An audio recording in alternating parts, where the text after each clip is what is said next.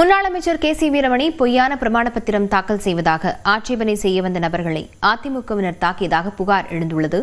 இதுகுறித்த விவரங்களுடன் செய்தியாளர் வெங்கடேசன் இணைந்திருக்கிறார். வெங்கடேசன், என்ன விவரம்?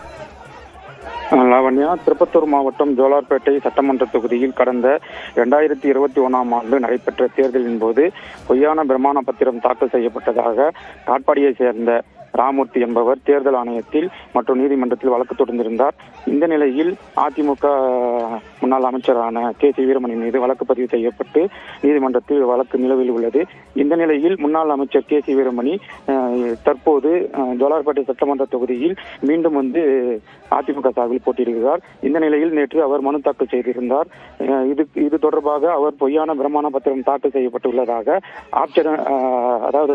இன்று நாற்றம்பள்ளி வட்டாட்சியர் அலுவலகத்தில் வந்த 2 ராமூர்த்தி மற்றும் ஜெயபிரகாஷ் இருவரும் அதுக்கு அந்த பிரமாண பத்திரம் மீது பொய்யான பிரமாண பத்திரம் தாக்கல் செய்யப்பட்டுள்ளதாக அவர் தேர்தல் நடத்தும் அலுவலரிடம் புகார் தெரிவிப்பதாக வந்திருந்தார். அப்பொழுது அதிமுகவினர் அந்த 2 பேரையும் சரமாரியாக தாக்கியுள்ளனர். மேலும் காவல்துறையினர் முன்னிலையிலேயே தாக்கப்பட்டதால் வரும் பரபரப்பு ஏற்பட்டது. அதனைத் தொடர்ந்து இருவரையும் மீட்டு காவல்துறையினர் தற்போது மருத்துவமனைக்கு அழைத்துச் செல்கின்றனர். இதனால் இப்பகுதியில் பெரும் பரபரப்பை ஏற்படுத்தியுள்ளது. லாவண்யா, விவரங்களுக்கு நன்றி வெங்கடேசன்.